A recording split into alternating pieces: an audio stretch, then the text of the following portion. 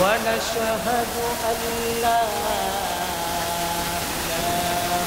إلا الله وحده لا شريك له ونشهد أن سيدنا وحبيبنا ومولانا محمدا عبد الله ورسوله صلى الله عليه وعلى آله وصحبه وسلم الذي أكمل الله به قصرا نبوة وختم الله به النبوة وختم لا نبي بعده وأعلن في القرآن بالبرهان أن محمدا صلى الله عليه وسلم خاتم النبيين والمرسلين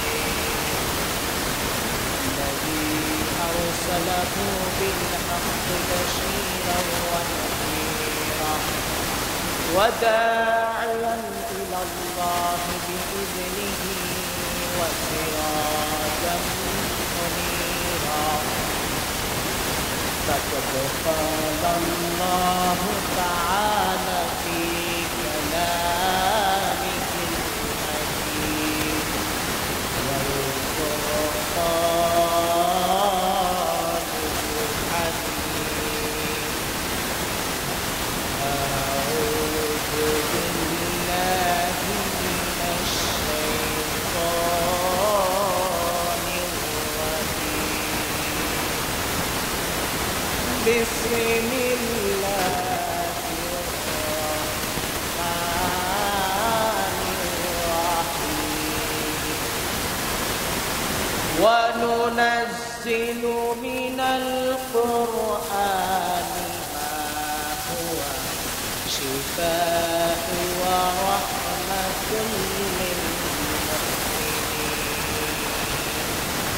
صدق الله مولانا العظيم وصدق رسوله النبي الكريم ونحن على ذلك من الشاهدين والشاكرين والحمد لله رب العالمين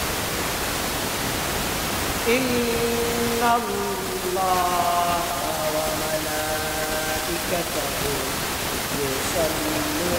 يصلون على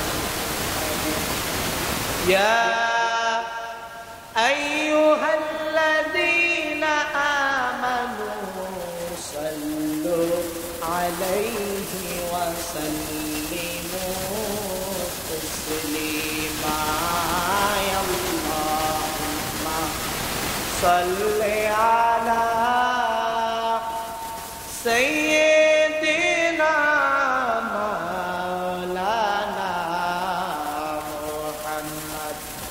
وعلى آل سيدنا مولانا محمد ويا من لا الهوى جوري جاتي مدينة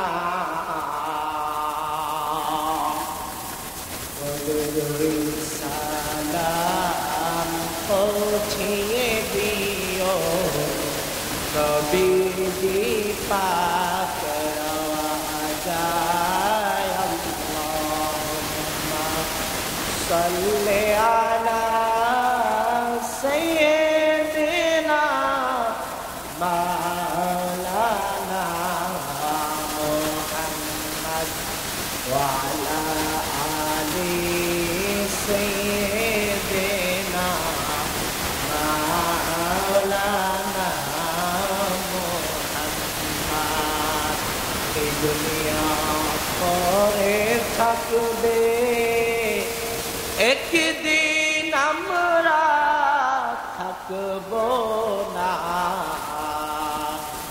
ধনী বল গরিব বল আজরাইল কাউকে সরবে না আল্লাহুম্মা সাল্লি আলা সাইয়্যিদিনা মাওলানা মুহাম্মদ ওয়া আলা আলি সাইয়্যিদিনা মাওলানা আসুন মহান রবের সাথে জিকির করে লা ইলাহা ইল্লাল্লাহ জোরে লা ইলাহা লা ইলাহা ইল্লাল্লাহ লা ইলাহা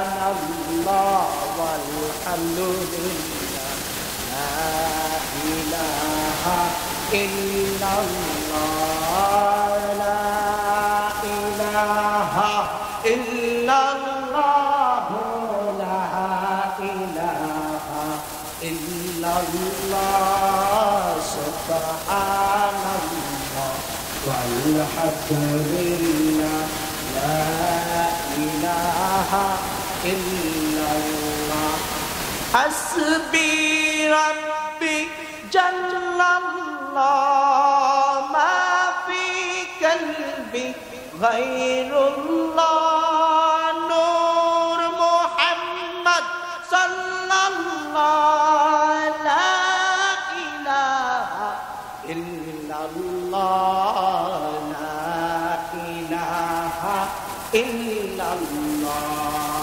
সুবহানাল্লাহ walhamdulillah la ilaha illallah la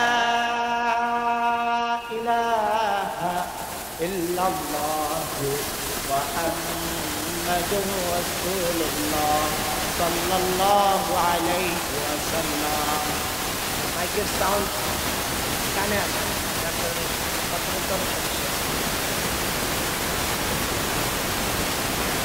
সবটুকু শুকরিয়া আদায় করছি সেই মহান রব্বুল আলামিনের দরবারে, যেই মহান রব্বুল আলামিন অত্র এলাকায় শত শত মানুষ থাকার পরেও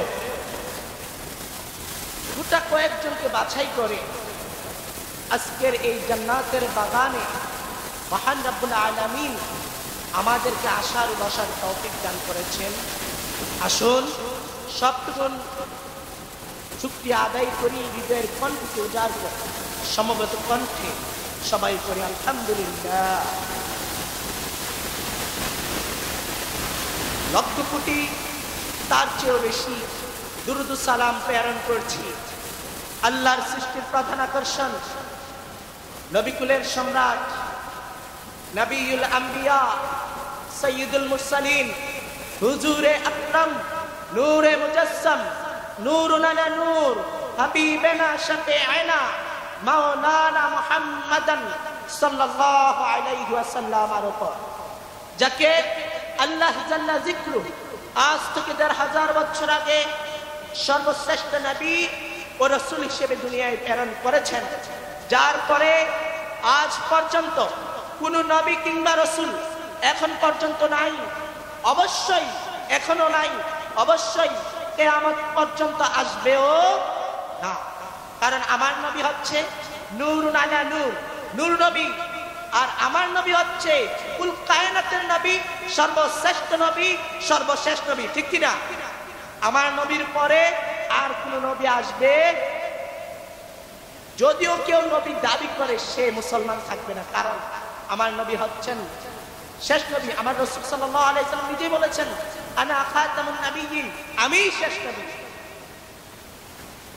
আজকে আলোচনার শুরুতে এই ভূমিকাতে আমি পবিত্র কালামুল্লাহ শরীফ থেকে সূরা বনী ইসরাঈলের ৮০ নম্বর আয়াত তেলাওয়াত করেছি। উক্ত আয়াত থেকে কিছু কথা বলার জন্য মহান রব্বুল আলামিন যেন আমাকে শুধু বিদ্যা দান করেন। সকলে বলি আমিন। পবিত্র কুরআনুল কারীমে সূরা সূরাতুল বানী ইসরাঈল আল্লাহ রাব্বুল আলামিন বলেছেন, সকলে আমার সাথে পড়ুন যেন কোরআনের বরকতময় নূর মহান রব্বুল আলামিন আমাদের প্রত্যেকের সিনায় দান করেন। আউযু বিল্লাহি মিনাশ শাইতানির রাজীম। বিসমিল্লাহির রাহমানির রাহিম। ওয়া নুনাজ্জিলু মিনাল কুরআনি মা হুয়া শিফাa'un ওয়া রাহমাতুল লিল মুমিনিন। আল্লাহ রাব্বুল আলামিন পবিত্র কালামুল্লাহ শরীফের সূরাতুল বনী ইসরাঈলের ৮০ নম্বর আয়াতে জানান দিতেছেন, ঘোষণা দিতেছেন, ওয়া নুনাজ্জিলু মিনাল কুরআনি, আমি কোরআন নাযিল করেছি, ওয়া নুনাজ্জিলু মিনাল কুরআনি, আমি কোরআন নাযিল করেছি, মা হুয়া শিফা, যাতে রয়েছে রোগীদের জন্য রোগের চিকিৎসা, যাতে রয়েছে শেফা, ওয়া রাহমাতুল লিল মুমিনিন, আর যা হচ্ছে গোটা মুমিনদের জন্য রহমত। সুবহানাল্লাহ। এখন কোরআন কারীম হচ্ছে গোটা মুমিনদের জন্য রহমত। অন্যত্র আল্লাহ রাব্বুল আলামিন বলেন, ওয়া মা আরসালনাকা ইল্লা রাহমাতাল লিল আলামিন। অন্যত্র আল্লাহ তাআলা বলেন, হাবিব আপনি আমার বন্ধু, আপনাকে আমি গোটা কুল কায়নাতের জন্য রহমত স্বরূপ প্রেরণ করেছি। সুবহানাল্লাহ। কেমন রহমত? আলহামদুলিল্লাহি রাব্বিল আলামিন, আমার প্রশংসা যেখানে, আপনি মুহাম্মদ সাল্লাল্লাহু আলাইহি ওয়াসাল্লামের প্রশংসা সেখানে। আল্লাহ বলে, ইজা যিকিরতু যিকিরতা মাই, আমার জিকির যেখানে, আমার বন্ধুর জিকিরও সেখানে। সুবহানাল্লাহ। আল্লাহ রাব্বুল আলামিন বলেন, হাবিব আমি শুধু আপনাকে দুনিয়ায় প্রেরণ করেছি তা নয়, শুধু উম্মতি মুহাম্মাদীদের জন্য নবী বানিয়েছি তা নয়, আপনি হয়েছেন গোটা কুল কায়নাতের জন্য নবী এবং রহমত। আল্লাহ রাব্বুল আলামিনের সাথে আমার নবী মুহাম্মদুর মুস্তাফা সাল্লাল্লাহু আলাইহি ওয়াসাল্লামের কেমন মিল! আল্লাহ রাব্বুল আলামিনের কালেমা লা ইলাহা ইল্লাল্লাহ মুহাম্মাদুর রাসূলুল্লাহ সাল্লাল্লাহু আলাইহি ওয়াসাল্লাম, লা ইলাহা ইল্লাল্লাহ লিখতে 12 অক্ষর, আমার নবীর নাম মুহাম্মাদুর রাসূলুল্লাহ লিখতে 12 অক্ষর। ঠিক কি না? আমার নবীকে সাহাবায়ে কেরাম এমন ভাবে ভালোবাসতেন, তারা নিজের জীবনকে বিসর্জন দিয়েছে। হাবিব খুব্বাব রাদিয়াল্লাহু তাআলা আনহু, হযরত আম্মার রাদিয়াল্লাহু তাআলা আনহু, হযরত বেলাল রাদিয়াল্লাহু তাআলা আনহু, সেই বাসরাতের পুষ্পকমল বিছানাকে লাথি মারা হযরত হানজালা রাদিয়াল্লাহু তাআলা আনহু, তারা নিজেদের জীবনকে উৎসর্গ করেছে ইসলাম ও মুসলমান রাসূলুল্লাহ সাল্লাল্লাহু আলাইহি ওয়াসাল্লামের ভালোবাসায়। চিল্লায়ে বলি সুবহানাল্লাহ। হযরত আব্দুল্লাহ ইবনে মাসউদ রাদিয়াল্লাহু তাআলা আনহু বর্ণিত, তিনি বলেন, রাসূলুল্লাহর কালেমার দাওয়াত পাওয়ার পর 6 জন প্রথম ইসলামের দাওয়াত কবুল করেছেন। কালেমার দাওয়াত মাত্র 6 জন কবুল করেছেন। তার মধ্যে একই পরিবারের 3 জন। পিতার নাম ইয়াসির, সন্তানের নাম আম্মার, মাতার নাম সুমাইয়া।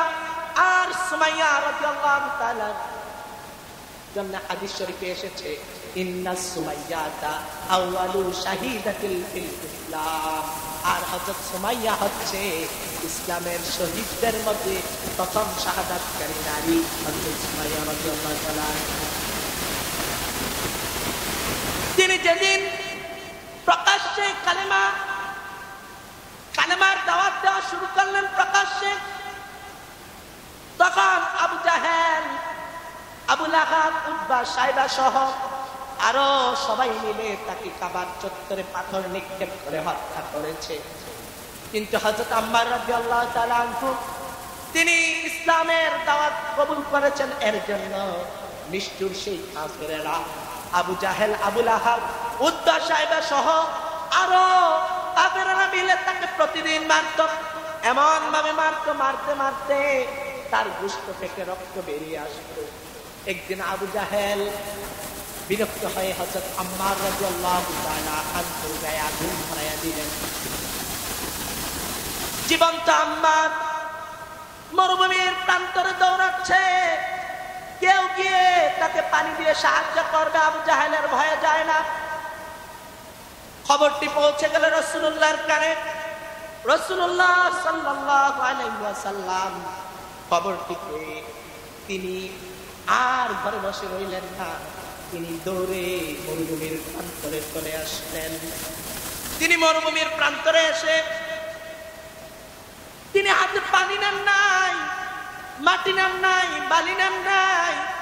তিনি এসে আগুনকে এক ধমক দিলেন, ইয়া নারু কুনি বারদাও ওয়া সালামান ওয়া আলা আম্মারিন কুনতি আলা ইব্রাহিম। রে আগুন, তুমি এমন শান্তিদায়ক ঠান্ডা হয়ে যাও আমার আম্মারের জন্য, যেমন শান্তিদায়ক ঠান্ডা হয়ে গেছিলা আমার দাদা ইব্রাহিমের জন্য। হাদিস শরীফ সাক্ষী দেয় রাসূলুল্লাহর এক ধমকে হযরত আম্মারের গায়ের আগুন নিমিষেই শান্তিদায়ক ঠান্ডা হয়ে যায়। আর রাসূলুল্লাহর ভালোবাসায় যখন রাসূলুল্লাহর দেওয়া কালেমা গ্রহণ করেছেন সাহাবায়ে কেরাম, তখন যখন সাহাবায়ে কেরামকে মারা হতো তাদের ঈমান কত মজবুত হতো। সুবহানাল্লাহ। আপনারা জানেন খাবাব খুব্বাব রাদিয়াল্লাহু তাআলা আনহুকে কিভাবে হত্যা করা হয়েছে, কিভাবে শাহাদাত বরণ করানো হয়েছে। হাবশী বেলাল রাদিয়াল্লাহু তাআলা আনহুকে কিভাবে নির্মমভাবে নির্যাতন করেছে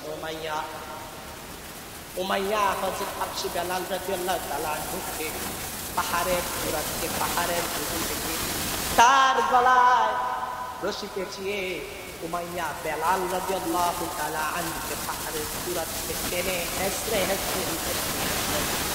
বাবলা গাছের বিষাক্ত কাঁটায় হযরত বেলালের গোশতগুলো চলছে গেছে। আর তাকে নিয়ে মরুভূমির ভিতরে উলঙ্গ করে শুয়ে তার উপরে পাথর রেখে দিলেন। উমাইয়া বেলাল রাদিয়াল্লাহু তাআলা আনহুর বুকের উপরে বড় একটি পাথর রেখে দিলেন। আর সেই পাথর রেখে দেওয়া মরুভূমির পিঠটা বেলাল রাদিয়াল্লাহু তাআলা আনহুর পিঠ মুবারক আগুনে ঝলসে যাচ্ছে। তখন বেলালকে উমাইয়া ডাক দিয়ে বলেন, রে বেলাল, আত্তা তামুতা আও তাকফুরা মুহাম্মাদান সাল্লাল্লাহু আলাইহি ওয়াসাল্লাম। রে বেলাল, ততক্ষণ পর্যন্ত তোমার উপর নির্যাতন চলতে থাকবে, যতক্ষণ পর্যন্ত না তোমার মৃত্যু না হয়, যতক্ষণ পর্যন্ত না মুহাম্মাদের ধর্ম তুমি পরিত্যাগ না করো। নির্যাতিত বেলাল আগুনের অঙ্গারে তার পিঠ ঝলসে যাচ্ছে, কিন্তু হযরত বেলাল মুস্কি হাসি দিয়ে বলে, তুমি মাত্র 6টি দিরহাম দিয়ে আমার দেহটাকে খরিদ করেছো, মাত্র 6 দিরহাম দিয়ে আমার দেহটাকে কিনেছো রে মাইয়া। তুমি আমার দেহকে কেটে টুকরো টুকরো করে দাও, তুমি আমার দেহটাকে আগুনে পুড়াইয়া ঝলসে দাও, কিন্তু আমি বেলাল যেই স্থানে আমার রাসূল সাল্লাল্লাহু আলাইহি ওয়াসাল্লামের ভালোবাসাকে জায়গা দিয়েছি, সেই স্থানে তুমি উমাইয়ার হাত কখনো দিতে পারবে না। কিভাবে ভালোবেসেছেন রাসূলুল্লাহ সাল্লাল্লাহু আলাইহি ওয়াসাল্লাম বেলাল রাদিয়াল্লাহু তাআলা আনহু। সাহাবায়ে কেরাম আজকে রাসূলুল্লাহ সাল্লাল্লাহু আলাইহি ওয়াসাল্লামের রিসালাতের উপরে কথা বলতে গেলে আমাদের বিরুদ্ধে মামলা সহ হয়। কথা কোন ঠিক কিনা? রাসূলুল্লাহ সাল্লাল্লাহু আলাইহি ওয়াসাল্লামের যতগুলা সাহাবা ছিল সবাই রাসূলুল্লাহ সাল্লাল্লাহু আলাইহি ওয়াসাল্লামকে নিজের জীবনের চাইতে বেশি ভালোবাসতেন। কথা বলেন ঠিক কিনা? আমরা দেখেছি বেলাল রাদিয়াল্লাহু তাআলা বেলাল রাদিয়াল্লাহু তাআলা আনহুর উপর পাথর দিয়েছে, বুকের ভিতর পাথর দিয়েছে, নিচে মরুভূমি, আগুনের অন্ধকার। হযরত বেলাল রাদিয়াল্লাহু তাআলা আনহুর পিঠ জ্বলছে যাচ্ছে। কিন্তু বেলালকে যখন বলল, ও বেলাল, হাত্তা তামুতা আও তাকফুরা মুহাম্মাদান, তোমাকে ততক্ষণ পর্যন্ত নির্যাতন করা হবে যতক্ষণ পর্যন্ত না তোমার মৃত্যু না হয়, যতক্ষণ পর্যন্ত না তুমি মুহাম্মদ সাল্লাল্লাহু আলাইহি ওয়াসাল্লামের ধর্মকে পরিত্যাগ না করবা।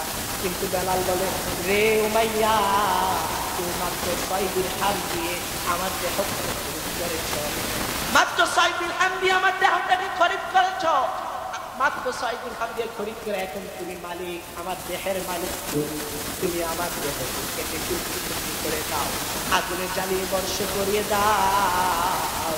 কিন্তু মনে রেখো, যে স্থানে আমি আমার রাসূল সাল্লাল্লাহু আলাইহি ওয়াসাল্লামের ভালোবাসাকে জায়গা দিয়েছি, সেই স্থানে তুমি উমাইয়া আর কখনোই যেতে পারবে না।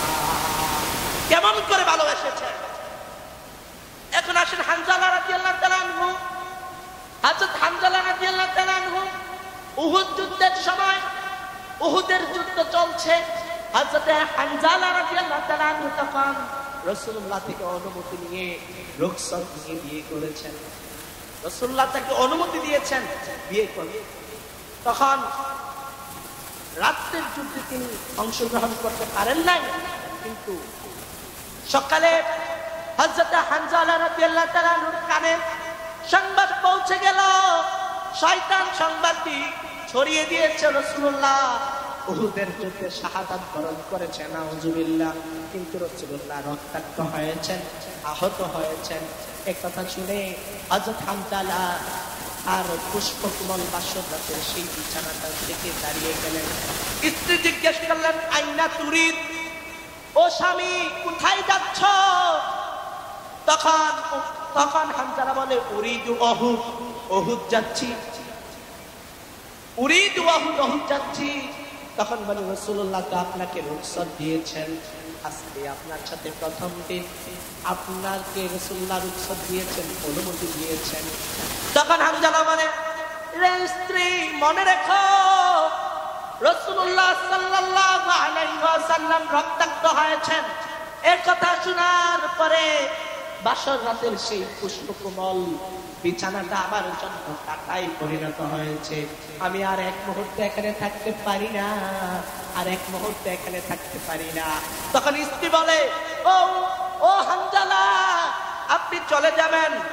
বলে, হ্যাঁ চলে যাব, তবে মনে রেখো, আজকে তোমার আমার প্রথম রাত, তোমার আমার শেষ রাত। জীবিত হানজালা আর ঘরে ফিরে আসবে না, জীবিত হানজালা আর ঘরে ফিরে আসবে না। কিন্তু আমার বিশ্বাস, যদি আমার শাহাদাতের পরে তুমি ধৈর্য ধারণ করে থাকতে পারো, আমি বিশ্বাস করি কাল কিয়ামতের ময়দানে জান্নাতে রাসূলুল্লাহর সামনে, কদম মুবারকের সামনে আল্লাহ রাব্বুল আলামিন তোমার আমার দেখা করে মিলন করিয়ে দিবে। হানজালা চলে গেলেন উহুদে। উহুদে গিয়ে অসংখ্য কাফেরকে, হাদিস সাক্ষী দেয়, অসংখ্য কাফেরকে তিনি হত্যা করলেন।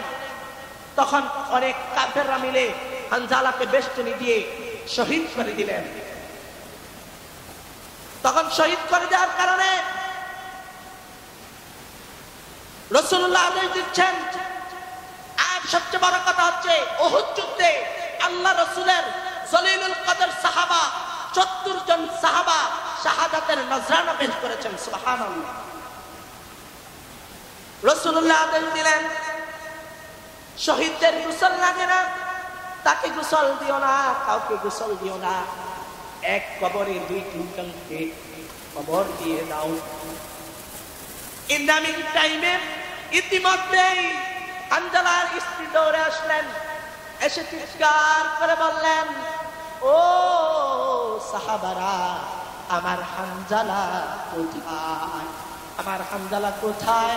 তখন সাহাবায়ে কেরাম বললেন, ও হানজালার স্ত্রী, তোমার কোনো সুখ নাই, তোমার কোনো দুঃখ নাই, তোমার স্বামী শাহাদাত বরণ করে আল্লাহ রাব্বুল আলামিনের দরবারে চলে গিয়েছে। তখন হানজালা বলে, আমার কোনো দুঃখ নাই, রাসূলুল্লাহর কদম মোবারকে হানজালা শহীদ হয়েছেন। কিন্তু আমি জানি শহীদদের গোসল লাগে না, কিন্তু জুনুবান ইল্লায়াল গত রাতে তার সাথে তার গোসল ফরজ হয়েছে, এখন তাকে গোসল দিতে হবে।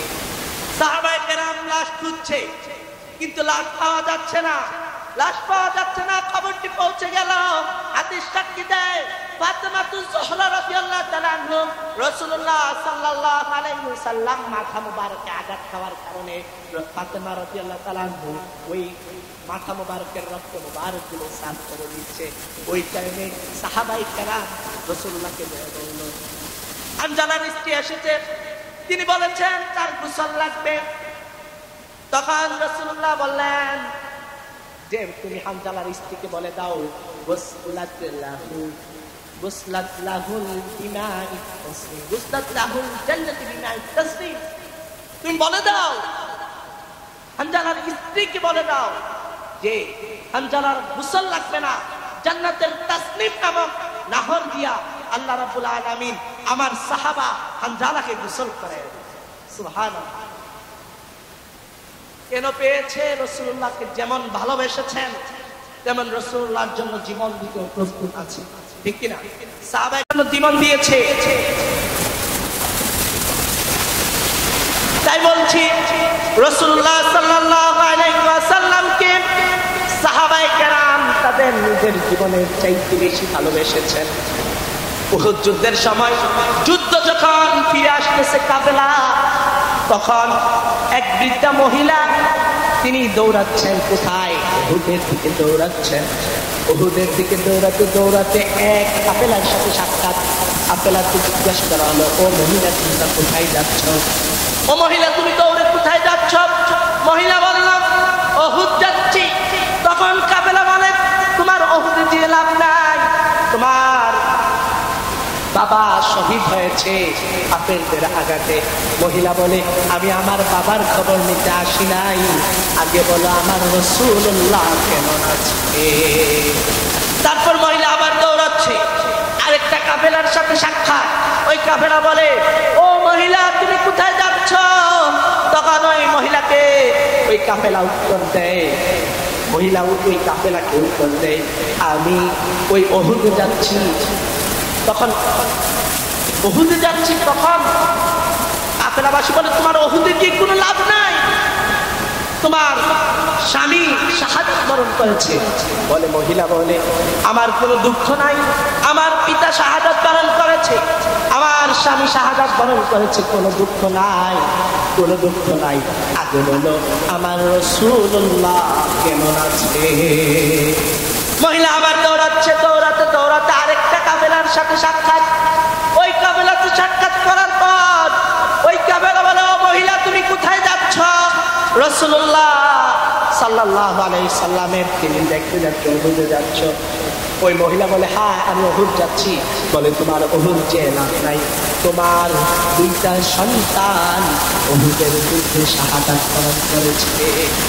মহিলা ডাক দিয়ে বলে আমার সন্তানের খবর নিতে আসি নাই, আমার পিতার খবর নিতে আসি নাই, আমার স্বামীর খবর নিতে আসি নাই, আগে বলো, আগে বলো আমার প্যারা নবী মুহাম্মদুর মুস্তাফা সাল্লাল্লাহু আলাইহি ওয়াসাল্লাম কেমন আছেন। ওখান থেকে দৌড়াতে দৌড়াতে উহুদ পৌঁছে গেল। উহুদে যাওয়ার পর সাহাবায়ে কেরামকে জিজ্ঞেস করলো রাসূলুল্লাহ কোথায়? বলে রাসূলুল্লাহ বসে আছে। রাসূলুল্লাহর সামনে গিয়ে সালাম দিল, আসসালাতু ওয়াসসালামু আলাইকা ইয়া রাসূলুল্লাহ, আসসালাতু ওয়াসসালামু আলাইকা ইয়া হাবিবাল্লাহ। এভাবে সালাম দিলেন, ইয়া রাসূলুল্লাহ, ইয়া রাসূলুল্লাহ আপনি কেমন আছেন? কিন্তু ইয়া রাসূলুল্লাহ আমি আপনাকে ভালো দেখে, আপনাকে জীবন্ত অবস্থায় দেখে আমার সব দুঃখ মুছে গেল। প্রথম কাফেলার সাথে সাক্ষাৎ, আমার বাবা শাহাদাত বরণ করেছে, কষ্ট পেয়েছি। তারপর যখন আরেকটা কাফেলার সাথে সাক্ষাৎ, আমার স্বামী শাহাদাত বরণ করেছে শুনেছি, কষ্ট পেয়েছি। তারপর যখন আরেকটা কাফেলার সাথে সাক্ষাৎ, আমার দুইজন সন্তান সেখানে শাহাদাত বরণ করেছে কাছে কষ্ট পেয়েছি, কিন্তু ইয়া রাসূলুল্লাহ, ইয়া রাসূলুল্লাহ, সব কষ্ট মুছে গেল আপনার চেহারা মোবারক দেখা। তাহলে রাসূলুল্লাহ সাল্লাল্লাহু আলাইহি সাল্লামকে সাহাবায়ে কেরাম কেমন ভালোবেসেছেন, আমি এটাই বুঝাতে চাচ্ছি। রাসূলুল্লাহকে ভালোবাসতে হবে নিজের জীবনের চাইতে বেশি, নিজের জীবনের চাইতে বেশি। হযরত ওমর রাদিয়াল্লাহু তাআলা আনহু রাসূলুল্লাহকে জিজ্ঞেস করলেন, ইয়া রাসূলুল্লাহ, আমি আপনাকে ভালোবাসি। রাসূলুল্লাহ জিজ্ঞেস করলেন, কেমন ভালোবাসো? ইয়া রাসূলুল্লাহ, আমি আপনাকে আমার মাতার চাইতে বেশি ভালোবাসি। রাসূলুল্লাহ বলে, তুমি পরিপূর্ণ মুমিন হতে পারো নাই। তখন বলে, ইয়া রাসূলুল্লাহ, আমি আমার পিতার চাইতে বেশি ভালোবাসি। রাসূলুল্লাহ বলেন, না, তুমি পরিপূর্ণ মুমিন হতে পারো নাই। তখন ওমর বলে, আমি আমার স্ত্রী থেকে আপনাকে বেশি ভালোবাসি। তখন বলে, না, তুমি এখনো পরিপূর্ণ মুমিন হতে পারো নাই। তখন বলে, ওমর বলে, আমি আমার সন্তানাদি থেকে আপনাকে বেশি ভালোবাসি। তখন বলে রাসূলুল্লাহ বলে, না ওমর, এখনো তুমি পরিপূর্ণ মুমিন হতে পারো নাই। যখন নাকি ওমর বললেন, হ্যাঁ, আমি আমার গোটা জীবনের চাইতে বেশি ইয়া রাসূলুল্লাহ আপনাকে ভালোবাসি, তখন রাসূলুল্লাহ বলে, হ্যাঁ, এখন তুমি পরিপূর্ণ মুমিন হয়েছ। আজকে রাসূলুল্লাহকে ভালোবাসতে হলে মুখেও ভালোবাসতে হবে, অন্তরেও ভালোবাসতে হবে, কাজে কর্মেও ভালোবাসার ফল দেখাইতে হবে। কথা বলেন ঠিক কিনা? আমি আশিকে রাসূল, নামাজ নাই, রোজা নাই, হজ নাই, যাকাত নাই, সবকিছুর সামর্থ্য আছে না, আপনি আশিকে রাসূল হতে পারেন নাই। মুখে রাসূলুল্লাহকে ভালোবাসেন, এটা বললে হবে না। যখন রাসূলুল্লাহর সুন্নাত জিন্দা করবেন, তখন আপনি আশিকে রাসূল বলতে পারবেন। আপনি যখন আপনার কালে দাড়ি রাখবেন, তখন আপনি আশিকে রাসূল হতে পারবেন। যখন আপনি সুন্নাত তরিকায় চলাচল করতে পারবেন, তখন আপনি আশিকে রাসূল হতে পারবেন। নামাজ, রোজা, হজ, যাকাত, ইসলামের রুকন বেদ অনুযায়ী যখন চলাচল করবেন, তখন আপনি রাজি, তখন আপনি আশিকে রাসূল হবেন। আর আমার নবীকে যে ভালোবাসবে, তাকে ছাড়া আমার নবী জান্নাতে যাবে না। আমার নবী তার উম্মতকে ছাড়া কখনো জান্নাতে যাবে না। আমার নবী, আমার রাসূল সাল্লাল্লাহু আলাইহি সাল্লামকে কিয়ামতের ময়দানে মাকামে মাহমুদা দিবেন। আল্লাহ রাব্বুল আলামিন তার আরশের সামনে রাসূলুল্লাহকে মাকামে মাহমুদা দিবেন। তখন জিজ্ঞেস করবেন, ইয়া রাসূলুল্লাহ, ইয়া হাবিবাল্লাহ, আপনি রাজি হয়েছেন, আপনি খুশি হয়েছেন? রাসূলুল্লাহকে জিজ্ঞেস করবে, আপনি রাজি করেছেন? রাসূলুল্লাহ রাজি হবে না, খুশি হবে না। তখন রাসূলুল্লাহ বলে, রাসূল যখন যত নবী রাসূলগণ আছে তাদেরকে নূরের রাজপ্রাসাদ দেওয়া হলো, নূরের রাজপ্রাসাদ দেওয়া হলো, আর সকল আলেম ওলামাদেরকে স্বর্ণের রাজপ্রাসাদ দিল। তখন বলল, ইয়া রাসূলুল্লাহ, আপনার মধ্যে যারা সৎ আলেম তাদেরকে স্বর্ণের রাজপ্রাসাদ দিলাম, আপনি কি রাজি হয়েছেন? আপনি কি খুশি হয়েছেন? রাসূলুল্লাহ বললেন, না, আমি রাজি হই নাই, খুশি হই নাই। তখন রাসূলুল্লাহ ডাক দিয়ে বললেন, ইযলা আরদি ওয়াহিদুম মিন উম্মতি ফিন্নার, যতক্ষণ পর্যন্ত আমার একজন গুনাহগার উম্মত জাহান্নামের আগুনে জ্বলবে, ততক্ষণ পর্যন্ত আমি রাসূল রাজি ও খুশি হব। যদি আমার রাসূল আমাকে ছাড়া, আপনাকে ছাড়া রাজি ও খুশি হবে না, সেই রাসূল সাল্লাল্লাহু আলাইহি ওয়াসাল্লামের শানে বেয়াদবি মানা যায়? কথা বলেন, মানা যায়? আমার রাসূলের নারায়ে রিসালাতের স্লোগান দেয় না। আরে নারায়ে রিসালাতের স্লোগানকে ফালতু স্লোগান বলে, বলে কিনা? কিছুদিন আগে দেখলাম আমার নবীর বিরুদ্ধে, রাসূলুল্লাহর শানে রিসালাতের স্লোগানের বিরুদ্ধে বলে, ফালতু স্লোগান কেন দিচ্ছ? তাকবীর হবে আল্লাহ, এবার বলছে কেন? আমার রাসূল সাল্লাল্লাহু আলাইহি সাল্লাম, আল্লাহ বলে, ইযা যুকিরতু যুকিরতা মাই, আমার জিকির যেখানে, আমার রাসূলের জিকির সেখানে। শুধু এখানে নয়, আকাশ বাতাস ধুলক মুলক পেরে দিয়ে 27 সাত জমিন সিদরাতুল মুনতাহা পেরিয়ে দিয়ে আল্লাহ বলে যেখানে আমার নাম সেখানে আমার বন্ধুর নাম। শুধু এমন কি জান্নাতের রুমে রুমে দরজায় দরজায় আমি রাসূলের নামের সাথে আমার বন্ধু হাবিবুল্লাহর নাম আমি লিখে রেখেছি। তাহলে তোমার এত সমস্যা কেন নারে রিসালাতের স্লোগান দিতে? তুমি দাও না, আমরা তোমাকে জোর করবো না, স্লোগান দাও, কিন্তু আমরা দিচ্ছি, তুমি আমাদেরকে বাধা দিবা, এই দুঃসাহস তুমি দেখাবে। ওয়ালা সাউফা ইউতিকা রাব্বুকা ফাতারদা। আল্লাহ বলেন হাবিব আপনাকে এত সব নিয়ামত রাজি দেওয়া হবে, এত এত নিয়ামত দেওয়া হবে, আপনি রাজি খুশি হয়ে যাবেন।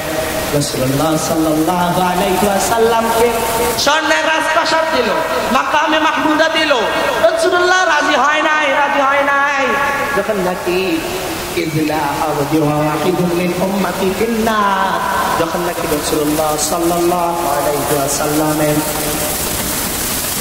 যখন নাকি রাসূলুল্লাহ বললেন আমার একজন গুনাহগার উম্মতকে জাহান্নামে রেখে আমি রাসূল রাজিও খুশি হব না, তাহলে এই রাসূল সাল্লাল্লাহু আলাইহি সাল্লামকে ভালোবাসতে হবে। আর না হয় কিভাবে তোমাকে আমাকে চিনি বের করবে? রাসূলুল্লাহ সাল্লাল্লাহু আলাইহি সাল্লামের প্রতি যদি একবার দুরূদ শরীফ পড়া হয়, আমার রাসূল সাল্লাল্লাহু আলাইহি সাল্লামের চেহারায়ে আনোয়ার, চেহারা মুবারক ওই বান্দার দিকে ফিরিয়ে দেয়, ওই উম্মতের দিকে ফিরিয়ে দেয়। কিন্তু রাসূলুল্লাহ সাল্লাল্লাহু আলাইহি সাল্লামের শানে রিসালাতের স্লোগান আজকে দেওয়া হচ্ছে না। আমি বলবো শানে রিসালাতের উপর যত বেশি আমল করবেন, যত বেশি ইবাদত করবেন, যত বেশি গাটাগাটি করবেন, ততই রাসূলুল্লাহর শানে রিসালাতের রাসূলুল্লাহর সম্মান ততই পাওয়া যাবে। এখনো কোনো কলম সৃষ্টি হয় নাই রাসূলুল্লাহর শান মান লিখে শেষ করবে, এখনো কোনো মুখ বের হয় নাই যেই মুখ দিয়ে রাসূলুল্লাহ সাল্লাল্লাহু আলাইহি ওয়াসাল্লামের শান মানের ইজ্জতের কথা বলে শেষ করবে। দিন কি দিন চলে যাবে, রাত কি রাত চলে যাবে, রাসূলুল্লাহ সাল্লাল্লাহু আলাইহি ওয়াসাল্লামের ইজ্জত শান মানের কথা বলা শেষ হবে। তাই বলছি জীবনের প্রত্যেকটি ক্ষেত্রে, প্রত্যেকটি জায়গায়, কি রাষ্ট্রে, কি সমাজে, কি এলাকায়, কি আপনার ফ্যামিলিতে আপনি রাসূলুল্লাহর দেওয়া আদর্শ এই আল কোরআনকে যখন আপনি মেনে নেবেন, যখন এই আল কোরআনকে আপনি মেনে নেবেন, তখনই আপনার জীবন সুন্দর হয়ে যাবে। আপনার জীবনে অশান্তি আর অশান্তি হুজুর সুখ নাই, কিভাবে সুখ পাবো? আমি গ্যারান্টি দিয়ে বলতে পারি, যদি মহাগ্রন্থ আল কোরআনকে যদি প্রতিটা অক্ষর, প্রতিটা হরফ, প্রতিটা বাণীকে যদি আমরা আমাদের জীবনে প্রতিফলিত করি, যদি রাসূলুল্লাহ সাল্লাল্লাহু আলাইহি ওয়াসাল্লামের দেওয়া জীবন আদর্শকে যদি আমাদের জীবনে লালন পালন করতে পারি, আল্লাহর কসম আপনার জীবনে শান্তি চলে আসবে। কারণ এই কোরআনই পারে সব সমস্যা থেকে সমাধান।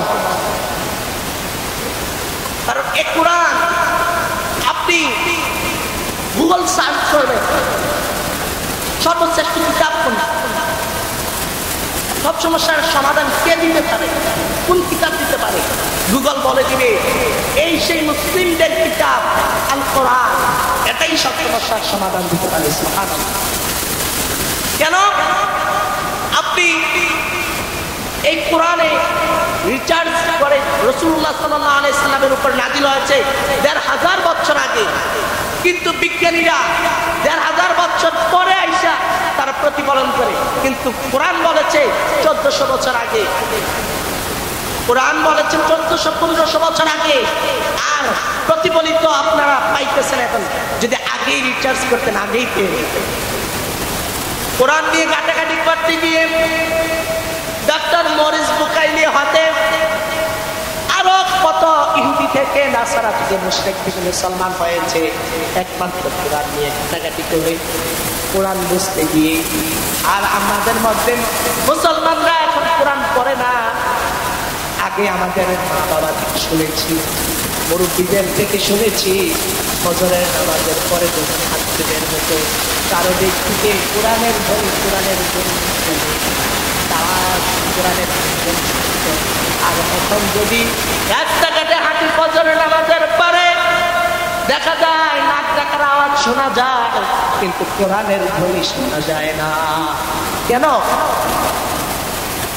এই কোরআন, যারা এই কোরআনকে মেনে চলেছে তারাই জান্নাতে যাবে, তাদের জীবনই সুন্দর হচ্ছে। কোটি কোটি টাকা ইনকাম হবে, আয় নাই, হুজুর বরকত নাই, বরকত নাই, কি করব? কিন্তু আমি বলি মহাগ্রন্থে আল কোরআনের সূরা ওয়াকিয়া যদি ফজরের নামাজের পর একবার, এশার পর যদি একবার তেলাওয়াত করেন, আপনার ইনকামে, রুজি রোজগারে আল্লাহ বরকত দান করেন। সুবহানাল্লাহ। তাইলে যেটা বলতেছিলাম, রাসূলুল্লাহ সাল্লাল্লাহু আলাইহি ওয়াসাল্লামকে ভালোবাসতে হবে নিজের জীবনের চাইতে বেশি। যেমন ভালোবেসেছেন আব্দুল্লাহ, যেমন ভালোবেসেছেন আবু বকর রাদিয়াল্লাহু তাআলা আনহু। আবু বকর রাদিয়াল্লাহু তাআলা আনহুকে রাসূলুল্লাহ বলেছে আমি হিজরতে যাব। 6 মাস আগে বলছে। কয় মাস? 6 মাস আগে বলছে আমি হিজরতে যাব। হযরত আবু বকর রাদিয়াল্লাহু তাআলা আনহু বাসায় এসে আর ঘুমান না। স্ত্রী জিজ্ঞেস করে, আবু বকর আমি, আপনি ঘুমান না কেন? বলে আমি কিভাবে ঘুমাবো? রাসূলুল্লাহ আদেশ করেছে যে কোনো সময় আমি আবু বকরকে নিয়ে হিজরতে যাব। আবু বকর স্ত্রীকে বলেন তার জন্য আমি যদি বিছানায় ঘুমাই আর আমার রাসূল যদি দরজায় আইসা নক করে আর আমি ঘুম থেকে উঠে দেয় খুলতে খুলতে টাইম হবে, রাসূলুল্লাহ কষ্ট পাবে, আমি তা করতে পারবো না। সেই দীর্ঘ 6 মাস আবু বকর রাদিয়াল্লাহু তাআলা আনহু দরজার সাথে কিলি দিয়ে এভাবে দরজার সাথে বিছানায় যান না। রাসূলুল্লাহ নক করলেন, আবু বকর বেরিয়ে গেলেন। আবু বকর তুমি ঘুমাও নাই? তখন রাসূলুল্লাহকে বললেন, ইয়া রাসূলুল্লাহ, ইয়া হাবিবাল্লাহ, আপনি যেদিন থেকে বলেছেন আমাকে নিয়ে হিজরতে যাবেন, যেদিন থেকে আমাকে নিয়ে হিজরতে যাবেন বলেছেন, সেদিন থেকে আমি আবু বকর বিছানায় পিঠ লাগাই নাই। আবু বকরকে নিয়ে রাসূলুল্লাহ বেরিয়ে গেলেন। মক্কার কাফেররা, কুরাইশেরা রাসূলুল্লাহকে বিস্তারছে। রাসূলুল্লাহকে নিয়ে সংক্ষিপ্তভাবে বলছিল, রাসূলুল্লাহ আবু বকরকে নিয়ে যাইতে হেরা গুহায় আশ্রয় নিলেন। হেরা গুহায় আশ্রয় নিলেন। যখন হেরা গুহার সামনে চলে গেলেন, এক মুহূর্তে আবু বকর বলে, ইয়া রাসূলুল্লাহ বেয়াদবি মাফ করবেন। তখন রাসূলুল্লাহ বলে, আবু বকর তুমি কি বেয়াদবি করেছো? আমি তো দেখি নাই। ইয়া রাসূলুল্লাহ, ইয়া হাবিবাল্লাহ, বেয়াদবি করি নাই, কিন্তু বেয়াদবি হবে। রাসূলুল্লাহ আশ্চর্য যে আবু বকর কোনদিন বেয়াদবি করে নাই, তুমি কিছু আমার সামনে পা বাড়ায় না, আমার আগে হাঁটে না, বেয়াদবি হবে বলে, কিন্তু আজকে বলে বেয়াদবি হবে। তখন রাসূলুল্লাহ বললেন, আবু বকর বেয়াদবি করবা তুমি? তখন আবু বকর বললেন, ইয়া রাসূলুল্লাহ বেয়াদবি মাফ করবেন। আমরা এখন যে গুহায় প্রবেশ করছি, সেই গুহায় কি না জানি বিষাক্ত সাপ বিচ্ছু আছে, কি না জানি আছে, গেলে হয়তো আক্রমণ করতে পারে। আমি আবু বকরের কিছু হলে আমি বরদাস্ত করতে পারি, কিন্তু আপনি নবীজির কিছু হবে আমি আবু বকর বরদাস্ত করতে পারবো না। ইয়া রাসূলুল্লাহ আজকে আপনি পিছনে, আবু বকরের সামনে আমি কদম দিব, আমার পিছনে আপনি কদম দিবেন। রাসূলুল্লাহ চোখের পানি ছেড়ে দিয়ে বললেন, আবু বকর ঠিক আছে, তুমি সামনে, তুই আবু বকর সামনে, আমি রাসূল পিছনে। তখন রাসূলুল্লাহ সাল্লাল্লাহু আলাইহি সাল্লাম পিছনে গেলেন, হেরা গুহায় সামনে গেলেন। রাসূলুল্লাহ বললেন, ইয়া রাসূলুল্লাহ আপনি এখানে দাঁড়ান, আমি আগে প্রবেশ করি। আবু বকর রাদিয়াল্লাহু তাআলা আনহু গুহায় প্রবেশ করলেন। গুহায় প্রবেশ করার পর আবু বকর রাদিয়াল্লাহু তাআলা আনহু গিয়ে সেখানে সব কিছু পরিষ্কার করে ফেললেন। পরিষ্কার করে বলেন, ইয়া রাসূলুল্লাহ আপনি আসেন। রাসূলুল্লাহ ভিতরে প্রবেশ করলেন। দেখেন রাসূলুল্লাহর সাথে আবু বকরের কেমন প্রেম ছিল, কেমন মহব্বত ছিল, কেমন ভালোবাসা ছিল। একটু যদি নজর করে দেখি, কেমন ভালোবাসা ছিল। আবু বকর যেমন হাইটা আইছেন, রাসূলুল্লাহ যেমন হাইটা চাইছেন, কিন্তু আবু বকর ডুইকেই সাথে সাথে বলতেছে, ইয়া রাসূলুল্লাহ, এত পথ আপনি অক্লান্ত পরিশ্রম করে হেঁটে এসেছেন, আপনি বোধহয় ক্লান্ত। ইয়া রাসূলুল্লাহ, ইয়া হাবিবাল্লাহ, আমি বসে যাই আর আমার পাঁজরে আপনি মাথা রেখে ঘুমাইয়া যান। সুবহানাল্লাহ। আবু বকরের কথা শুনে রাসূলুল্লাহ আবু বকরের পাঁজরে ঘুমাইয়া গেলেন। আর চারদিকে বেষ্টনী করে ফেলল মক্কার কুরাইশেরা, কাফেরেরা, এরা গুহা বেষ্টনী করে ফেলল, ঘেরাও করে ফেলল। আজকে মুহাম্মদকে মেরে ফেলবে, আর সফর যারা আছে সবাইকে মেরে ফেলবে। আবু বকর এই কথা আবু বকরের ধ্বনি, আবু বকরের কানে যখন এই ধ্বনি আসলো, আবু বকর তখন ভয়ে না, রাসূলুল্লাহর কিছু হয়ে যায়, নিজের জীবনের ভয় করে না, রাসূলুল্লাহর কি হয়ে যায়, তাই সে চিন্তা আবু বকরের চোখে দিয়ে পানি পড়ে। দেখেন আবু বকরের দাড়ি রাসূলের পিঠের মুজে। আবু বকর রাদিয়াল্লাহু তাআলা কান্না করতেছেন, চোখের পানি বেয়ে দাড়ি, আবু বকরের দাড়ি মুবারক হইয়া রাসূলুল্লাহর গাল মুবারকে পড়ছে। সুবহানাল্লাহ। রাসূলুল্লাহর গাল মুবারকে পড়ার সাথে সাথে রাসূলুল্লাহ জাগ্রত হয়ে বলে, আবু বকর তুমি কাঁদছো। তখন আবু বকর বলে, ইয়া রাসূলুল্লাহ, যেদিন আপনার হাতের উপর হাত রেখে আমি আবু বকর ইসলাম গ্রহণ করেছি, সেদিন আমার গর্দানটা ইসলামের জন্য দিয়ে দিয়েছি। আমি আবু বকরের যা ইচ্ছা তা হয়ে যাক, আমার ভয় নাই, কিন্তু আমার ভয় হচ্ছে ইয়া রাসূলুল্লাহ, আপনার কিছু হয়ে যায়, বাহিরে মক্কার কাফেররা কুরাইশরা ঘেরাও করে রেখেছে। সাথে সাথে আল্লাহ বলেন, ও আমার বন্ধু হাবিব, আপনি চুপ থাকেন। আবু বকর কাঁদছে, আপনি চুপ থাকেন, সান্ত্বনাটা আমি আল্লাহ নিজেই দেই। সুবহানাল্লাহ। তখন আল্লাহ বললেন, আবু বকর তুমি কাঁদছো। যেখানে মক্কার কুরাইশেরা অনেক, যেখানে মক্কার কাফেররা অনেক, কিন্তু গুহায় মাত্র তোমরা দুইজন আমার বন্ধু, আর তুমি আবু বকর।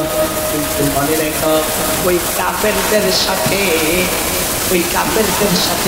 আমি আল্লাহ নাই, কিন্তু তোমরা দুইজনের সাথে আমি আল্লাহ আছি, তুমি কোনো চিন্তা করিও না। তাহলে রাসূলুল্লাহকে কেমন করে ভালোবেসেছেন? নিজের জীবনের চাইতে বেশি ভালোবেসেছেন। মক্কার কুরাইশেরা চিল্লায়, আর আবু বকর ভিতর কান্দে যে আমার রাসূলের কি হয়ে যায়, কিছু হয়ে যায়। কিন্তু রাসূলুল্লাহ সাল্লাল্লাহু আলাইহি ওয়াসাল্লামে গাল মুবারকে আবু বকরের চোখের পানি পড়ার কারণে আবু বকর কে রাসূলুল্লাহ জিজ্ঞেস করতে, আবু বকর তুমি কাঁদছো? কিন্তু আল্লাহ বলে, ইয়া রাসূলুল্লাহ, আবু বকর কাঁদছে, আপনি চুপ থাকেন, সান্ত্বনা আমি আল্লাহই দেই। কারণ আবু বকর কাঁদছে কার প্রেমে? রাসূলুল্লাহর প্রেমে। সান্ত্বনা সেই জন্য আল্লাহ দিয়েছেন। এই কথা বলার উদ্দেশ্য হচ্ছে, আমাদের মুসলমানদের সাথে এখন আল্লাহ নাই। কেন? আমরা দেখি ইরাক আর আমেরিকা যুদ্ধ, এমন ভাবে আমরা কান্নাকাটি করে দোয়া করছি, আল্লাহ ইরাকের বিজয় দান করেন, মুসলিম রাষ্ট্র বিজয় দান করেন। ইরাক জিততে পারে নাই, আমেরিকা জিতে দিয়েছে, কারণ মুসলমানদের সাথে রব। কেন নাই সেটা বলবো। তারপরে আমরা দেখছি ইসরায়েল আর ফিলিস্তিনের মধ্যে চরম যুদ্ধ চলতেছে, কিন্তু বিজয় এখনো আসে নাই। আসবে তখন যখন মুসলমানদের সাথে আল্লাহ থাকবে। মুসলমানদের সাথে এজন্য আল্লাহ নাই। আমরা মুখে মধু অন্তরে বিষ, আমরা মুখে যা বলি অন্তরে তা করি না। আমরা মুখে বলে এক কথা, অন্তরে বলি আরেক কথা। আমরা মুখে বলি রাসূলকে ভালোবাসি, অন্তরে কিন্তু তার কিছুই না। রাসূলুল্লাহকে ভালোবাসতে হলে আমার মাথা হইতে টুপি হইতে পায়ের তালু পর্যন্ত, মাথা হইতে পায়ের তালু পর্যন্ত রাসূলুল্লাহ সাল্লাল্লাহু আলাইহি ওয়াসাল্লামের সুন্নাত দ্বারা ভরা থাকতে হবে। রাসূলুল্লাহ সাল্লাল্লাহু আলাইহি ওয়াসাল্লামের সুন্নাত ভরা থাকতে হবে। আমি প্রকৃত সুন্নি তখনই যখন রাসূলুল্লাহ সাল্লাল্লাহু আলাইহি ওয়াসাল্লামের সুন্নাতকে আমি মেনে ধরব। রাসূলুল্লাহ সাল্লাল্লাহু আলাইহি ওয়াসাল্লামের সুন্নতকে টেনে ধরবো আর আল্লাহর দেওয়া ফরজ বিধানগুলোকে মেনে চলবো, তাহলে আমি প্রকৃত সুন্নি। আমি প্রকৃত সুন্নি তখনই যখন নাকি আমি রাসূলুল্লাহ সাল্লাল্লাহু আলাইহি ওয়াসাল্লামের দেওয়া আদর্শকে সবসময় লালন করে নেব, পালন করে নেব, তখনই আমি প্রকৃত সুন্নি, তখনই আমি প্রকৃত আশিক রাসূল। আর রাসূলুল্লাহকে ভালোবাসতে হলে মুখে বললে হবে না, অন্তরে তা প্রমাণ করতে হবে। যখন রাসূলুল্লাহকে নিয়ে বাতিলেরা, রাসূলুল্লাহকে নিয়ে বামরাবনাস্তিকেরা রাসূলুল্লাহকে নিয়ে ষড়যন্ত্র করবে, তখন মুসলমান ঘরে বসে থাকলে হবে না, ঘরে বসে থাকলে হবে না, রাজপথে গিয়ে ময়দানে গিয়ে রাসূলুল্লাহ সাল্লাল্লাহু আলাইহি ওয়াসাল্লামের ইজ্জতকে রক্ষা করতে হবে। কথা বলেন ঠিক কিনা? আমি রাসূলকে ভালোবাসি, ভারতে আমি রাসূলকে ভালোবাসি, আর ভারতে রাসূলুল্লাহ সাল্লাল্লাহু আলাইহি ওয়াসাল্লামকে নিয়ে কটূক্তি করে, আর আমি ঘরে বসে বলি আমি আশিক রাসূল। আমার দ্বারা সাধ্য হয় না যে ময়দানে গিয়ে তার জন্য, রাসূলুল্লাহর জন্য ময়দানে গিয়ে ভারতের বিরুদ্ধে একসাথে, তা আমার দ্বারা সম্ভব হয় না, তাহলে আমি প্রকৃত আশিক রাসূল নয়। কেন? যখন রাসূলুল্লাহ সাল্লাল্লাহু আলাইহি ওয়াসাল্লামের আরশচম্বী মর্যাদাকর শানে কোনো মুস্তাকি রাসূল বেয়াদবি করবে, তখন আমরা বলে দিতে চাই রাসূলুল্লাহকে নিয়ে যে আঙ্গুল উঠবে সেই আঙ্গুল মুচড়ে ভেঙে দেওয়া হবে। রাসূলুল্লাহর বিরুদ্ধে যেই জবান দিয়ে কথা বলা হবে সেই জবানকে সেলাই করে দেওয়া হবে। কথা বলেন ঠিক কিনা? তার বেঁচে থাকার অধিকার নাই, কারণ আমার রাসূলকে আমরা আমাদের নিজের জীবনের চাইতে বেশি ভালোবাসি। রাসূলের জন্য নিজের মা, বাবা, স্ত্রী, পুত্র স্বজন যারা আছে সকলকে ছেড়ে দিব, পরিবার ছেড়ে দিব, কিন্তু রাসূলুল্লাহকে ছাড়তে পারবো? রাসূলুল্লাহকে ছাড়া যাবে না, কারণ রাসূলুল্লাহ হচ্ছেন মুমিনদের হৃদয়ে রাসূলুল্লাহর ভালোবাসা। দেখবেন প্রকৃত মুমিন যারা, তারা তাহাজ্জুদের সময় উঠে নামাজ আদায় করে, দুরূদ শরীফ পড়ে বেশি বেশি। অনেকে দেখেন মসজিদে এশার নামাজের পর অনেক ব্যক্তিরা আছে যারা বসে দুরূদ শরীফ পড়ে বেশি বেশি।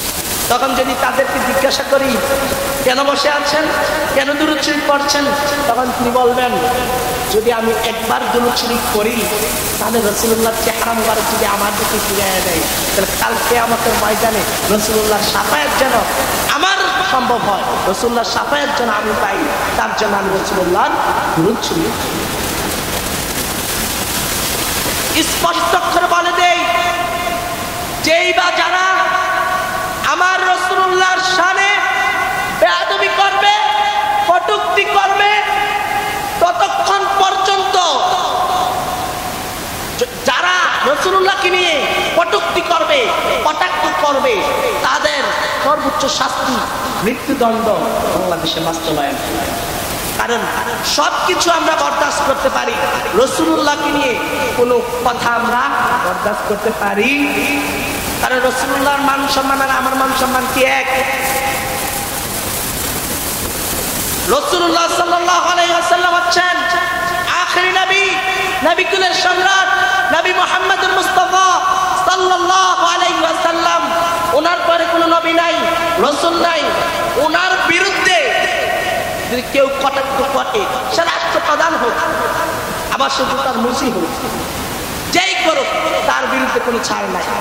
আমার রাসূল সাল্লাল্লাহু আলাইহি ওয়াসাল্লামকে আমরা নিজের জীবনের চাইতে বেশি ভালোবাসি। সবাইকে আমাদের রাসূল সাল্লাল্লাহু আলাইহি ওয়াসাল্লামকে নিয়ে ষড়যন্ত্র করবে, ইসলামকে নিয়ে ষড়যন্ত্র করবে, তা মুসলমান মেনে নেবে না। এদেশে মুসলমান আছে, ছিল, থাকবে।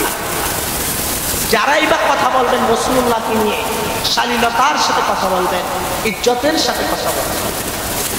আমার রাসূল সাল্লাল্লাহু আলাইহি ওয়াসাল্লাম জীবনে কষ্ট করেছেন। এই দিনের এই ইসলাম এভাবে আসে নাই। রাসূলুল্লাহ সাল্লাল্লাহু আলাইহি ওয়াসাল্লাম তায়েফের ময়দানে যুদ্ধে ছিলেন, তখন তায়েফের ছোট ছোট শিশুরা পর্যন্ত আমার রাসূল সাল্লাল্লাহু আলাইহি ওয়াসাল্লামকে পাগল পাগল বলে চিৎকার করেছে। আমার রাসূল সাল্লাল্লাহু আলাইহি ওয়াসাল্লামের তায়েফের ছোট ছোট শিশুরা পর্যন্ত পাথর নিক্ষেপ করেছে। মা আয়েশা রাদিয়াল্লাহু তাআলা রাসূলুল্লাহ সাল্লাল্লাহু আলাইহি সাল্লামকে গোসল করাতে গিয়ে জিজ্ঞেস করলেন, ইয়া রাসূলুল্লাহ, ইয়া হাবিবাল্লাহ, আপনার কি কখনো বসন্তের রোগ হয়েছে? তখন রাসূলুল্লাহ সাল্লাল্লাহু আলাইহি সাল্লাম বললেন, কখনো আমাকে কোনো রোগ আক্রান্ত করে নাই। তাহলে মা আয়েশা বললেন, ইয়া রাসূলুল্লাহ, ইয়া হাবিবাল্লাহ, তাহলে আপনার পিঠ মুবারক এগুলো কিসের দাগ? এগুলো কিসের দাগ ইয়া রাসূলুল্লাহ? তখন রাসূলুল্লাহ চোখের পানি ছেড়ে দিয়ে বললেন, আয়েশা রে, আমি যখন তায়েফের ঘুরতে যাই, তায়েফবাসী ছোট্ট ছোট্ট শিশুরা পর্যন্ত আমাকে পাগল পাগল বলে চিৎকার করে পাথর করেছে। আর সেই পাথরের দাগেগুলো রাসূলুল্লাহ সাল্লাল্লাহু আলাইহি ওয়াসাল্লাম জীবনে বহু যুদ্ধে গিয়েছেন। তাবুকের যুদ্ধে আমি মনে করি তায়েফের যুদ্ধের ঘটনার পরে যদি কারোর চোখে দিয়ে পানি না আসে তাহলে সে প্রকৃত মুমিন নয়। ছোট ছোট শিশুরা পর্যন্ত রাসূলুল্লাহকে তায়েফের ময়দানে পাগল পাগল বলে পাথর নিক্ষেপ করেছে। কিন্তু রাসূলুল্লাহ সাল্লাল্লাহু আলাইহি ওয়াসাল্লাম তখন পাথর বলতেছে, ইয়া রাসূলুল্লাহ, অনুমতি দেন, তায়েফবাসীকে পাথরের সাথে আমি মিশিয়ে দেই। পাহাড় বলতেছে, ইয়া রাসূলুল্লাহ, আপনি অনুমতি দেন, তায়েফবাসীকে আমি পাহাড়ের সাথে মিশিয়ে দেই। হাওয়া বলতেছে, ইয়া রাসূলুল্লাহ, আপনি অনুমতি দেন, তায়েফবাসীকে আমি হাওয়ার সাথে মিশিয়ে দেই। জমিন বলতেছে, ইয়া রাসূলুল্লাহ, আপনি অনুমতি দেন, তায়েফবাসীকে আমি জমিনের সাথে মিশিয়ে দেই। তখন রাসূলুল্লাহ বললেন, না, তারা বুঝে নাই, তারা আমাকে চিনে নাই। তারা যদি আমাকে, আপনি শুনলে অবাক হবেন, আপনি শুনলে অবাক হবেন। আবু লাহাব, উতবা, সাইবা, আবু জাহেল তারা রাসূলুল্লাহ কোরআনের ধ্বনি লুকিয়ে লুকিয়ে শুনতো, লুকিয়ে লুকিয়ে শুনতো। রাসূলুল্লাহ সাল্লাল্লাহু আলাইহি সাল্লাম কাবার চত্বরে গিয়ে তাহাজ্জুদের নামাজ পড়তেন। রাসূলুল্লাহ সাল্লাল্লাহু আলাইহি সাল্লাম কাবার চত্বরে গিয়ে তাহাজ্জুদের নামাজ পড়তেন। তখন আবু লাহাব, আবু জাহেল, উতবা, সাইবা, উম্মে জামিল, মুগিরা যারা আছে, যত কাফেররা আছে, তারা সবাই মিলে লুকিয়ে লুকিয়ে রাসূলুল্লাহ কোরআনের ধ্বনি শুনত। কিন্তু রাসূলুল্লাহ সাল্লাল্লাহু আলাইহি ওয়াসাল্লাম আঙ্গুলে আঘাত খাওয়ার কারণে, অসুস্থ থাকার কারণে তিনটা তাহাজ্জুদের নামাজে যেতে পারেন নাই। এই শুরু হয়ে গেছে, কারণ তারা রাসূলুল্লাহ কোরআনের ধ্বনি শুনতে পারে না, তাহাজ্জুদের নামাজে যায় না। তখন তারা অপপ্রচার শুরু করলো। আবু জাহেল, আবু লাহাব, উতবা, সাইবা সহ সবাই অপপ্রচার শুরু করলো। মুহাম্মাদের রব মুহাম্মদকে পরিত্যাজ্য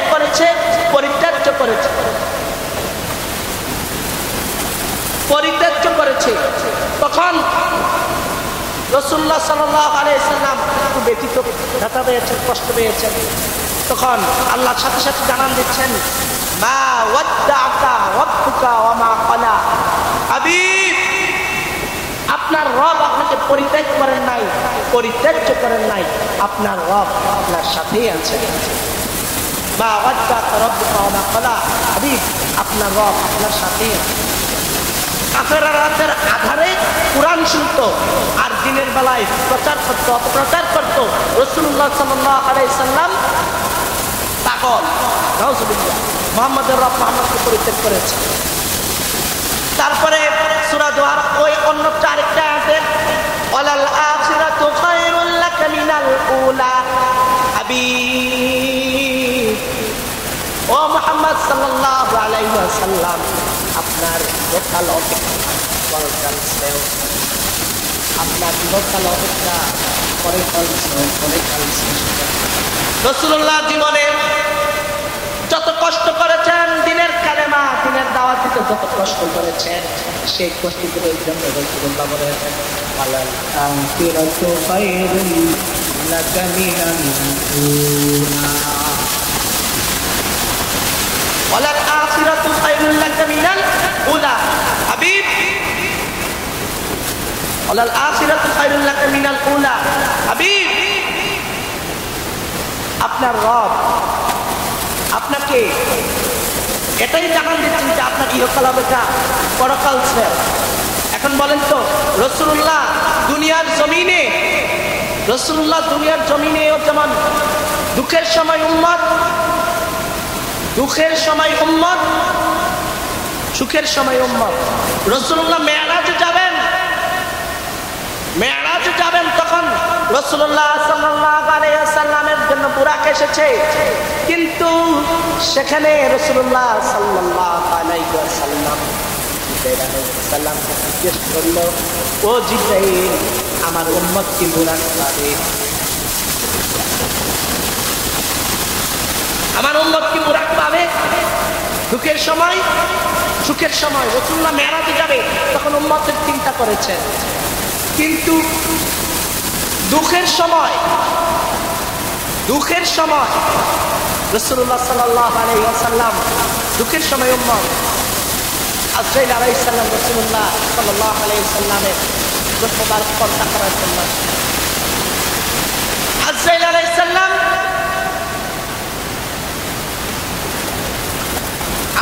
সালাম রাসূলুল্লাহ সাল্লাল্লাহু আলাইহি ওয়াসাল্লামের রূহ মুবারক অথবা জান পবিত্র যখন আসলেন, তখন জিজ্ঞেস করলেন, আজরাইল,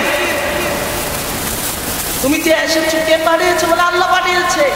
আমার উম্মতের জিম্মাদার যতক্ষণ পর্যন্ত আমার আল্লাহ না হবে ততক্ষণ পর্যন্ত আমি রাসূল অনুমতি দেই না। আর যদি অনুমতি চাই তখন অনুমতি দেয় না। বলে আমার উম্মতের জিম্মাদার যতক্ষণ পর্যন্ত না আমার আল্লাহ না হবে ততক্ষণ পর্যন্ত আমি রাসূল তোমাকে অনুমতি দেই। আল্লাহ বলেন জিবরাইলকে, বলেন জিবরাইল, আমার বন্ধু তার উম্মতের জিম্মাদার হিসেবে চাচ্ছে, তুই যা, যে আমার রাসূলকে বলে দে আমি রব আমার মুহাম্মদ সাল্লাল্লাহু আলাইহি ওয়াসাল্লামের উম্মতের জিম্মাদার আমি হয়ে গিয়েছি। জিবরাইল এসে রাসূলুল্লাহকে বলে, ইয়া রাসূলুল্লাহ, ইয়া হাবিবাল্লাহ, ও নবীজি, আল্লাহ পাঠিয়েছেন, যদি আপনি থাকার ইচ্ছা হয়ে থাকেন, কিন্তু আল্লাহ বলেছে চলে যাওয়াটাই শ্রেষ্ঠ। কিন্তু রাসূলুল্লাহ বলে, রে জিবরাইল, আমি যাব, কিন্তু আমার উম্মতের জিম্মাদার যদি রাসূলুল্লাহ সাল্লাল্লাহু আলাইহি ওয়াসাল্লাম, আমার উম্মতের জিম্মাদার যদি আমার আল্লাহ না হয় তাহলে আমি। তখন জিবরাইল বলে, আমার আল্লাহ বলে দিয়েছেন আপনার গুনাহগার উম্মতের জিম্মাদার আমার আল্লাহ হয়ে গিয়েছেন। সুবহানাল্লাহ, আমার আল্লাহ উম্মতের জিম্মাদার হয়ে গেল রাসূলুল্লাহ সাল্লাল্লাহু আলাইহি ওয়াসাল্লাম। তখন রাসূলুল্লাহ অনুমতি দিলেন। রাসূলুল্লাহ সাল্লাল্লাহু আলাইহি ওয়াসাল্লাম আজরাইলকে তখন অনুমতি দিলেন, কিন্তু রাসূলুল্লাহ সাল্লাল্লাহু আলাইহি ওয়াসাল্লাম অনুমতি দেওয়ার পরেও আজরাইল আলাইহিস সালাম যখন ওনার বুকের উপর হাত রাখলেন, তখন জিজ্ঞেস করলেন, ও আজরাইল, তুমি আমার বুকের উপর কি রেখেছো? আজরাইল, তুমি আমার বুকের উপর কি রেখেছো? তখন আজরাইল আলাইহিস সালাম বললেন, আমি তোমার হাতের উপর, ইয়া রাসূলুল্লাহ, আমি আপনার বুকের উপর আমার হাত রেখেছি। তখন বলেন, না রে, আমার মনে হয় উহুদ পাহাড়টা তুমি আমার বুকের উপরে দিয়েছো। বলে, আমার উপরকে এভাবে নির্যাতন করা হবে? রাসূলুল্লাহ দুঃখের সময় উম্মত, সুখের সময় উম্মত, কিন্তু আমরা আজকে কতটুকু রাসূলুল্লাহ সাল্লাল্লাহু আলাইহি সাল্লামকে ভালোবাসি? টাকার কাছে বিক্রি হইয়া রাসূলুল্লাহর শানে বেয়াদবি করি। কথা বলেন, ইহুদি নাসারাদের থেকে টাকা আসে আর তারা বাংলাদেশে রাসূলুল্লাহর বিরুদ্ধে অপপ্রচার করে। দেশে ওলিয়া উলিয়া, আল্লাহর ওলিগণ, আল্লাহর মাহবুব বান্দাগণ আছে বাংলাদেশে। 360 আউলিয়া সিলেটের জমিনে, চট্টগ্রামের জমিনে 12 আউলিয়া সহ অসংখ্য ওলিয়া উলিয়া আছে, যাদের কারণে এদেশে ইসলাম প্রচার হয়েছে। জনপুরি কারামাত আলী রাহমাতুল্লাহি আলাইহি ইতিহাস সাক্ষী দেয়, উনি থেকে টিকলি সরিয়ে টুপি পরিয়েছেন, ধুতি খুলে লুঙ্গি পরিয়েছেন। রাসূলুল্লাহ সাল্লাল্লাহু আলাইহি ওয়াসাল্লামের সুন্নতের আদর্শ আমাদেরকে দেখিয়েছেন। আর ইতিহাস সাক্ষী দেয় জৈনপুরী কারামত আলী রাহমাতুল্লাহি আলাইহির হাতে 2 কোটির উপরে লোক মুসলমান হয়েছে ভারতবর্ষে। গোটা ভারতবর্ষে জৈনপুরী কারামত আলী রাহমাতুল্লাহির হাতে 2 কোটি উপরে মুসলমান হয়েছে। আমরা দেখেছি হযরত শাহজালাল ইয়ামানী রাহমাতুল্লাহি আলাইহি যখন গৌর গোবিন্দের শাসন ছিল তখন ইসলামের প্রচার কেউ করতে পারে না। শাহজালাল রাহমাতুল্লাহি আলাইহি সেখানে গিয়ে সিলেটের জমিনে ইসলামের প্রচার করেছেন। তিনি আল্লাহু আকবার বলে যখন দড়ি দিয়েছেন, গৌর গোবিন্দের রাজপ্রাসাদ ব্যঙ্গে চুরমার হয়ে গিয়েছে। গৌর গোবিন্দ যখন জানে মুসলমানরা বাতের উপর পারায়া যায় না, ইসলামের প্রচার দিতে, তখন শাহজালাল রাহমাতুল্লাহ আলাইহিকে ঠেকানোর জন্য গোটা সিলেটের মধ্যে বাদ ছিটিয়ে দিলেন।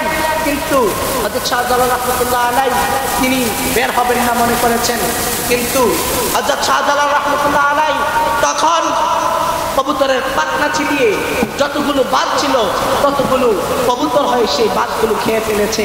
তখনও তিনি ইসলামের দাওয়াত প্রচার মুসলমানদের জন্য করেছেন। সেই ওলিয়া উলিয়ার সামনে বেয়াদবি করা যাবে?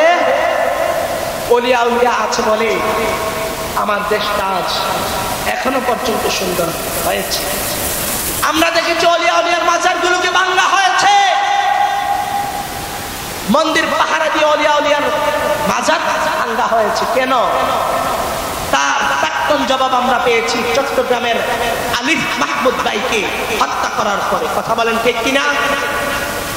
তারা যখন হিন্দুদের মন্দির পাহারা দেওয়া শুরু করেছে আর অন্যত্র তারা মাজারগুলোকে ভাঙা শুরু করেছে, কিন্তু আমরা তার পরিচর্যা দেখছি। আল্লাহ বলে তোমরা মুশরিকদেরকে বন্ধু বানায়ো না, ইহুদিদের বন্ধু বানায়ো না, মুসলমানদেরকে বন্ধু রাখো, হিন্দুদের সাথে বন্ধুত্ব করিও না, ভাই হিসেবে থাকো, কিন্তু বন্ধুত্ব করিও মুশরিকদের সাথে। কিন্তু আপনি রাজনৈতিক পাওয়ারের কারণে, ক্ষমতার লোভে আপনি বলছেন বন্ধুত্ব করছেন, বন্ধুত্ব করে আমার ওলিয়া উলিয়ার মাজারগুলোকে ভেঙেছেন আর মাজারগুলোকে ভেঙেছেন, কিন্তু তার পরিপ্রেক্ষিতে কি জবাব পেয়েছেন? চট্টগ্রামের আদালত চত্বরে আমার আলিফ ভাইকে শহীদ করা হয়েছে। তার মাত্র একমাত্র দায়ী বাংলাদেশের ক্ষমতালোভী আলেম। কথা বলে ঠিক কিনা? বাংলাদেশের ক্ষমতালোভী আলেমদের কারণে আজকে আমাদের আলিফ মাহমুদ ভাইয়ের গায়ে হাত তোলার সাহস তারা পেয়েছে। কারণ আমার মুসলমান ভাইদেরকে হত্যা করা হবে অন্য গুচ্ছ থেকে। আমরা অন্যের কথা কি বলবো? গত 2-1 দিন আগে দেখলাম টঙ্গীতে তাদের মধ্যে মুসলমানকে খুনাখুনি করেছে, মুসলমানকে মেরে ফেলেছে। আরে ভাই, সেখান থেকে কিসের দাও? জোরে লা ইলাহা ইল্লাল্লাহ,